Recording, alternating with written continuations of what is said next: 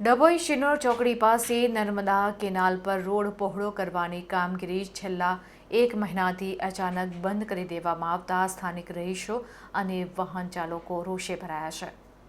ડભોઈથી રાજપીપળાને જોડતા મુખ્ય માર્ગ પર આવેલી શિનોર ચોકડી પાસે નર્મદા કેનાલ પર રોડ પહોળો કરવાની કામગીરી છેલ્લા 1 મહિનાથી અચાનક બંધ કરી દેવામાં આવતા સ્થાનિકો અને વાહન ચાલકોમાં આક્રોશ ફાટી નીકળ્યો છે।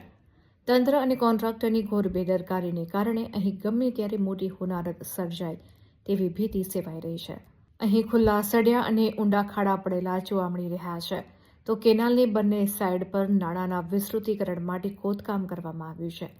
હાલમાં બંને બાજુ લોખંડના સળિયા બહાર કાઢીને કામ અધવચ્ચે છોડી દેવાયું છે। રસ્તાની સાઈડમાં મોટા ખાડા હોવાથી રાત્રિના સમય વાહન ચાલકો માટે આ જગ્યા ડેથ ટ્રેપ સમાન બની ગઈ છે।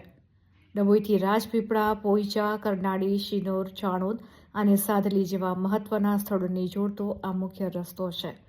યાત્રાધામ હોવાને કારણે અહીં પ્રવાસીઓની અવરજવર વધુ હોય છે, ત્યારે અધૂરા કામને લીધે કલાકો સુધી ટ્રાફિક જામ રહેલો જોવા મળે છે।